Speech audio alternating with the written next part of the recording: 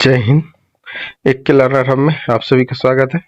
अब हम लोग आज इरिटेरिया का करंट अफेयर में पढ़ते हैं, जिसमें 100 क्वेश्चन वाला फटाफट सीरीज का हम लोग एक वीडियो डाले हैं, उसको देखिएगा। यह है वार्षिकांक 2022 जो कि नवंबर 2021 से नवंबर 2022 तक का जो करंट अफेयर है उसका। तो उसमें अब हम लोग पढ़ते हैं कि 2022 में आयोजित विभिन्न परीक्षाओं के करंट अफेयर, मतलब कौन से एग्जाम में कौन कौन सा क्वेश्चन आया है करंट अफेयर का वो।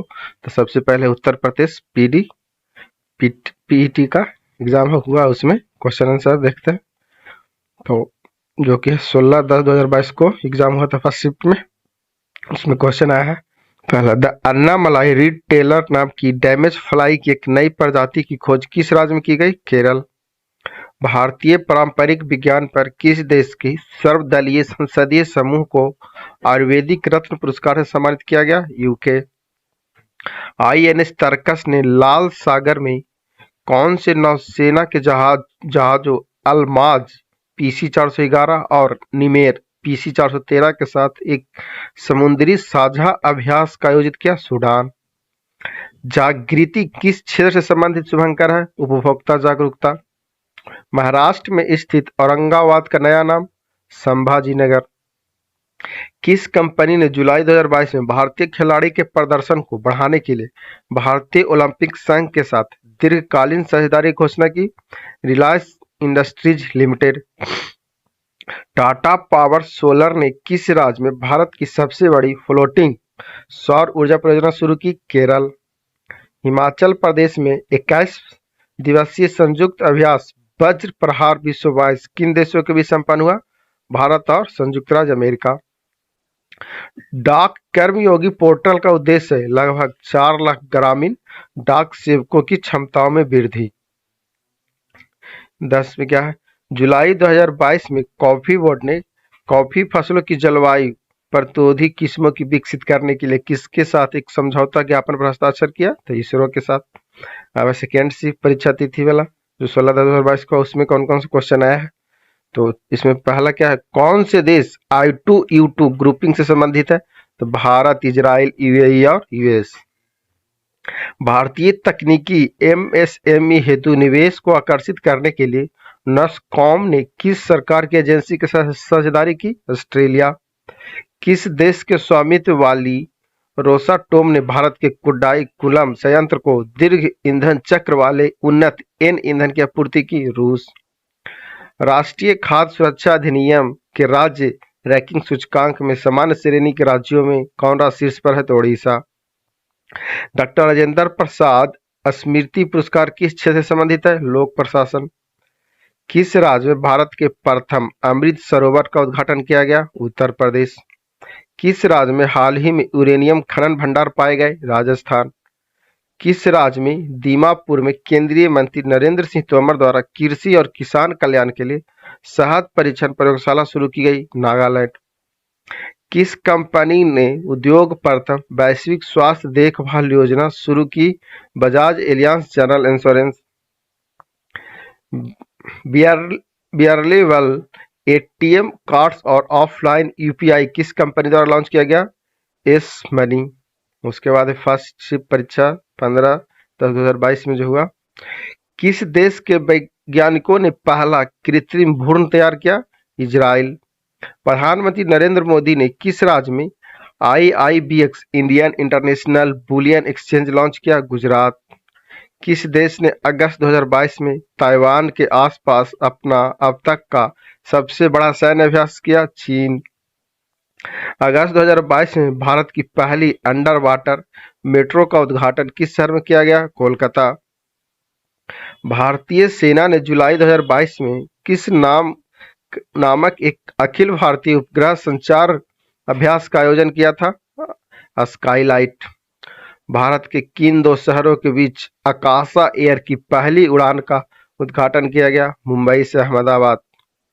आजादी के अमृत महोत्सव के तहत बढ़े चलो अभियान किस केंद्रीय मंत्रालय द्वारा शुरू किया गया? संस्कृति मंत्रालय।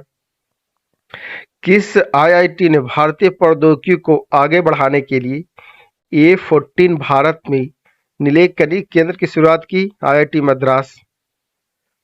किस केंद्रीय मंत्री की अध्यक्षता में चंडीगढ़ में नशीली दवाओं की तस्करी और राष्ट्रीय सुरक्षा पर एक राष्ट्रीय सम्मेलन आयोजित किया गया? अमित शाह। कौन सा राज्य भारत में पहला हर घर जल प्रमाणित राज्य बन गया? गोवा। सेकेंड सी परीक्षा 15/10/2022 में हुआ, जिसमें पूछा गया करंट अफेयर। पहला हम क्या, भारत गौरव पर्यटन ट्रेन को जून 2022 में रामायण सर्किट के हिस्से के रूप में भारत और किसके बीच हरी झंडी दिखाकर रवाना किया? नेपाल। भारत ने दोनों देशों के बीच मजबूत और दीर्घकालिक साझेदारी के निर्माण के लिए चल रहे प्रयासों के तहत किस देश को 75 एम्बुलेंस और 17 स्कूल बसें उपहार में दी? नेपाल। जून 2022 में भारत ने किस देश के साथ कॉमनवेल्थ डिप्लोमैटिक एकेडमिक प्रोग्राम की घोषणा की? यूके। किस कंपनी ने आईएएफ के हेलीकॉप्टर के लिए एडीएस की आपूर्ति हेतु एक बेलारूस कंपनी और उसकी सहायक कंपनी के साथ एक समझौता ज्ञापन पर हस्ताक्षर किए? Bharat electronic limited. किस भारतीय राज्य ने नारी को नमन नाम से एक नई योजना शुरू की? हिमाचल प्रदेश। किस राज्य सरकार ने 5,000 रुपए की काशी यात्रा सब्सिडी योजना शुरू की? कर्नाटक राज्य ने। प्रधानमंत्री नरेंद्र मोदी ने किस जिले में डॉक्टर संपूर्ण नंद स्पोर्ट्स स्टेडियम में एक कार्यक्रम में 1800 करोड़ रुपए की योजनाओं का उद्घाटन और शिलान्यास किया? वाराणसी। किस संस्था ने India's booming gig and platform economy शीर्षक से एक रिपोर्ट जारी की? नीति आयोग। कौन सी राज्य सरकार सिंगल एंट्री मल्टीपल एग्जिट के विचार पर एक एजुकेशन टाउनशिप बनाने की योजना बना रहा है? उत्तर प्रदेश। छात्र परिस्थिति के लिए एक नया डिजिटल प्लेटफॉर्म कैंपस पावर किस बैंक द्वारा लॉन्च किया गया? आईआईसी बैंक द्वारा, आईसीआईसीआई बैंक द्वारा। उसके बाद है बीपीएससी 67वां पीटी जिसका री एग्जाम हुआ दोबारा, तो उसमें पूछा गया करंट अफेयर क्या क्या, जो 30/9/2022 को हुआ था एग्जाम। तो जुलाई 2022 में किस देश के पूर्व प्रधानमंत्री शिंजो आबे की चुनाव अभियान के दौरान गोली मारकर हत्या कर दी? जापान। संयुक्त राष्ट्र महासभा ने बहुभाषावाद पर एक भारत प्रायोजित प्रस्ताव अपनाया जिसमें पहली बार किस भाषा का उल्लेख किया गया? हिंदी। यूक्रेन में रूस के सैन्य अभियानों पर चर्चा करने के लिए महासभा के आपातकालीन सत्र की अध्यक्षता किसने की? अब्दुल्ला शहीद ने। भारत ने फरवरी 2022 में युद्ध प्रभावित यूक्रेन से भारतीयों को लाने के लिए किस मिशन के तहत लोगों को निकाला? ऑपरेशन गंगा। हाल ही में चीन ने सकतेंग वन्यजीव अभयारण्य के आसपास के क्षेत्रों पर अधिकारों का दावा किया है, यह दावा करते हुए कि यह एक विवादित क्षेत्र है। यह वन्यजीव अभयारण्य कहाँ स्थित है? भूटान। 2023 में G20 शिखर सम्मेलन की मेजबानी के लिए भारत के किस राज्य केंद्र शासित प्रदेश को चुना गया? दिल्ली। संयुक्त राष्ट्र शांति अभियानों के संदर्भ में निम्नलिखित कथनों में से कौन सही है? तो इसमें है संयुक्त राष्ट्र संघ शक्ति रक्षक बल का प्रयोग केवल अपनी आत्मरक्षा के लिए कर सकते नहीं, है तो गलत है। शांति स्थापना अभियान केवल संयुक्त राष्ट्र सुरक्षा परिषद के एक प्रस्ताव द्वारा वापस लिया जा सकता है, ये भी सही है। और संयुक्त राज्य अमेरिका संयुक्त राष्ट्र शांति अभियान में सबसे बड़ा बजट योगदान करता है, तो दो सही है इसमें। उसके बाद है हाल ही में किस देश ने संयुक्त अरब अमीरात के साथ एक मुक्त व्यापार समझौता पर हस्ताक्षर किया? इजराइल ने। आर्कटिक की जलवायु की निगरानी के लिए किस देश ने अपना पहला उपग्रह आर्कटिक एम लॉन्च किया? रूस। T20 इंटरनेशनल में 3000 रन पार करने वाले प्रथम खिलाड़ी कौन बने? विराट कोहली। कोविड-19 टीकाकरण जून 2022 की पूर्णता से सुनिश्चित करने के लिए शुरू किया गया अभियान का नाम क्या है?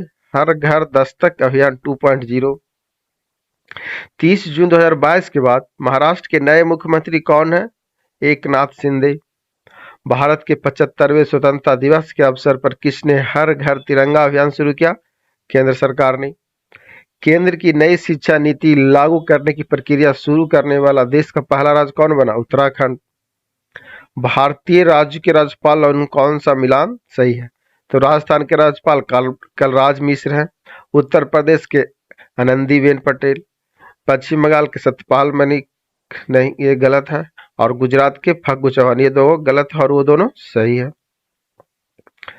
उसके बाद आते हैं, निम्न में से किस मंत्रालय संगठन ने youth India in India report 2022 जारी किया? सांख्यिकी और कार्यक्रम क्रियान्वयन मंत्रालय के द्वारा। खबरों में नजर आने वाले एलावेनिन बलारीवंश, श्रेया अग्रवाल और रमिता किस खेल से संबंधित है? निशानेबाजी, शूटिंग। हाल ही में अल्पसंख्यक मामलों के मंत्रालय का प्रभार किसे सौंपा गया? स्मृति ईरानी। भारत के 15वें राष्ट्रपति चुनाव के लिए संयुक्त प्रगतिशील गठबंधन के उम्मीदवार कौन थे? यशवंत सिन्हा। अपने उपन्यास टॉम ऑफ सैंड, रेत समाधि के लिए अंतर्राष्ट्रीय बुकर पुरस्कार प्राप्त करने वाली है गीतांजलि श्री। राष्ट्रीय पेंशन योजना से संबंधित सही कथन क्या है? तो एनपीएस को पेंशन फंड नियामक और विकास प्राधिकरण द्वारा विनियामक किया जाता है। निम्नलिखित में से कौन भारत के बजट 2022-23 की प्राथमिकता में से शामिल नहीं है? तो ये विनिवेश, बाकी पीएम गति शक्ति शामिल है, समावेशी विकास शामिल है, उत्पादकता संवर्धन और निवेश, उदीयमान अवसर, ऊर्जा संक्रांति और जलवायु पूरक कार्यक्रम इसमें शामिल है बजट 2022-23 के। वित्तीय वर्ष 2021-22 में भारत में टैक्स जीडीपी अनुपात क्या था? 11.7%। वस्तु वर्गीकरण और समूहों के अनुसार विश्वव्यापी निर्यातों में भारत का हिस्सा वर्ष 2018 में कितना था? 1.7%। चतुर्थ अग्रिम अनुमान के अनुसार वर्ष 2021-22 में भारत में गेहूं का कुल उत्पादन कितना है? 109.5 मिलियन टन।